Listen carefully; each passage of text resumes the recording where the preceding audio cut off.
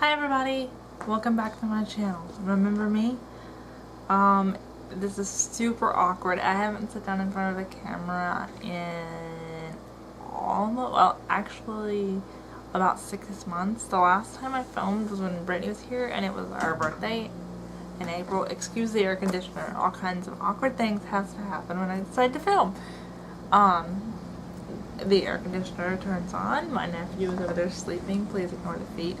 And please ignore an awkward lack of curtain situation because, well, we washed them and they were non-existent when they came out of the washer. The washer kind of tore them apart.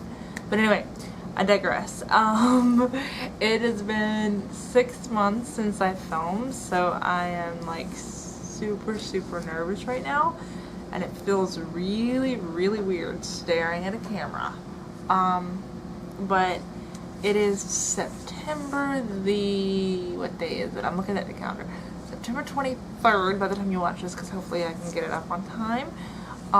And IC Awareness Month was this month, also Childhood Cancer Awareness Month. And I know I haven't been posting like I should for Childhood Cancer Awareness Month, but life has been super busy and difficult, and some of it I can share and I will later in a life and health update. Others I am choosing not to share. But anyhow, since it is IC Awareness Month, I want to film a video, and I don't know if you guys remember, but a couple of years back, I did a 100 facts about us with Brittany, 50 facts about me, 50 facts about her, and then I did 50 more facts about me. Well, I thought it would be kind of fun to do that with IC, but I couldn't find 50 facts to share with you guys because each individual case of IC, Interstitial Cystitis, is the long term for it, is different. And so I decided to go with 25. Some of these I've mentioned before, some of them I have not. And if you want more in-depth about my story and my health journey so far, I will link my story and stuff down below. So let's get started. Like I said, I have 25 facts. These are in no particular order, except for the first few. I tried to get the very basics, but other than that, they're really in no particular order of importance. But I did want to share them with you guys. Number 1. The IC Awareness Ribbon color is a blue or light teal. I will insert one in here somewhere so you can see what it looks like. There is no cure. Hopefully one day with awareness there will be. With awareness comes knowledge, and with knowledge comes research, and with research comes funding, and with funding comes a cure. So hopefully one day, I'm praying for one.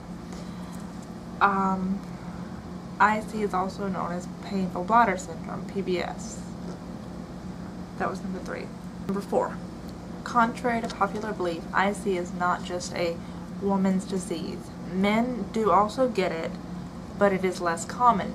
But the key thing here is men do get it.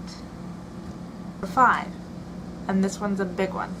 It can take many years to get a proper diagnosis. Oftentimes you are misdiagnosed with a UTI because the symptoms are very similar, but it's not always just a UTI. If you feel like something else is wrong, push for it. I am coming up on my let's see, I'd have to figure it out. I believe it is 2 or 3 years. It's 1:15 in the morning. I'll insert it here when I figure it out. I'm coming up on my anniversary of being diagnosed, but I've had it for so much longer because it took me forever to get a doctor to listen to me. So never ever take no for an answer. Don't just let them tell you it's a UTI. If you feel something's wrong, push it. You are your best advocate. Believe it or not, this is number 6. Believe it or not, some doctors believe that IC, Interstitial Cystitis, does not exist. They believe it is all in our heads. And to them I say, don't you think if it was all in our heads we'd pick something a whole lot less painful than bladder gnomes playing piñata? Number 7. Endometriosis is IC's evil twin sister. They are often misdiagnosed for each other, and sometimes if you have one, you can eventually end up with the other. Number 8. Even young children can get it. And to be honest, I think I've had it since I was a child, but symptoms for children can be different, usually are different from adults. So it's hard to know whether I've actually had it since I was little. But I feel like in my heart, I feel like I have. Number 9. It can be and is very difficult to treat because everyone's case is different. There are no two cases of IC alike.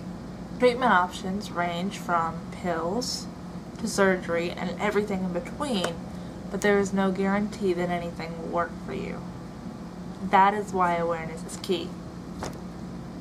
That was number 10.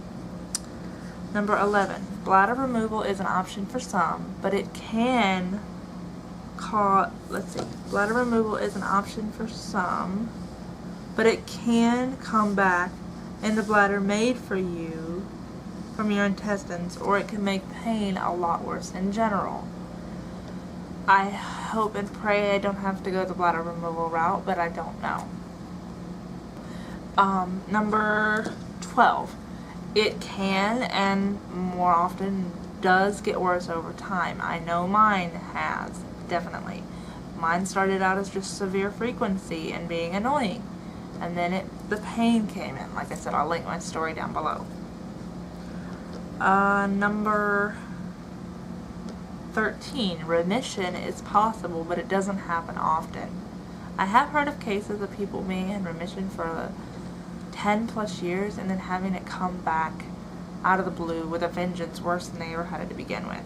So that's not good. Number 14. Some pregnant women go into remission. They're trying to figure out what their link is, but a lot of times when women get into the middle and latter part of pregnancy, their symptoms of IC go away.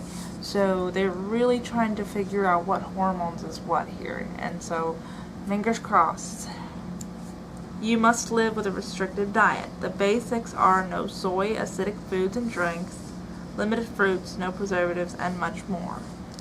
And that's number 15. It is very hard to live this way, but you have to do what you have to do. Number 16. Even though the diet is very restrictive and limited, some people can handle certain things though other people can't. Like some people might be able to handle grapes while other people cannot. Or some people might be able to handle, you get it. Like I may be able to handle this thing over here, but you may not be able to have it. So it's very different. And it's very hard to seek advice from other people because everybody is so different. But a support group is a must. At least I think so, because mine has helped me so much. Okay. Number 17. Sometimes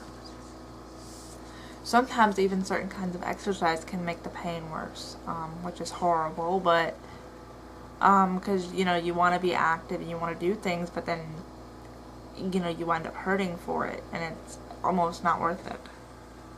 Symptoms of IC include, but are not limited to, urgency, pressure, pain, severe bladder spasms, burning and stinging, and last but not least, extreme frequency. Some people do go 60 to 80 times a day. My average is somewhere between 25 and 30. Number 19.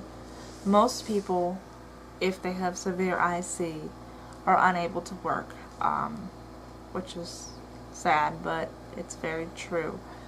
We want to hold down jobs, but because of what IC does to us, we cannot.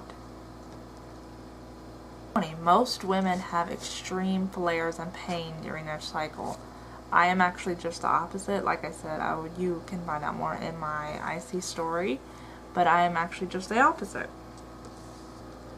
Number 21. A lot of people say we don't look sick, and the truth is we don't. But who can look sick? I mean, you can't look sick any more than you can look stupid. So to that I say that to them. I don't look sick, but you don't look stupid either. Number 22, sometimes the pain can put us in bed for days at a time. I can do the simplest task and I end up in bed for 3 or 4 days, and it's brutal. That's why I don't film very often. Because some doctors don't believe it exists or don't know how to treat it, we have to sometimes travel long distances to find treatment. I know I do. I don't want to give specifics because that's personal, but I have to travel a long distance to see my doctor, and I wish that, because the ones that I did find, they were either ones that didn't believe me, didn't believe it existed, or they did but they couldn't treat it, so I was stuck traveling, which really sucks because driving in a car can cause you to flare, or at least it does most people. Number 24. Some doctors have actually never heard of it, which is shocking to most people, but it's the truth. It's kind of scary. And last but not least, even though it may seem like it, you're not alone in your fight. If you've been newly diagnosed, don't feel like you're alone, because you're not. It is scary, it is frightening, but you will get through it. Okay, and that is all the facts I have about IC right now. I hope you enjoyed this video, and I'm gonna go before I really start rambling and it gets really awkward. I'll talk to you guys later. Bye.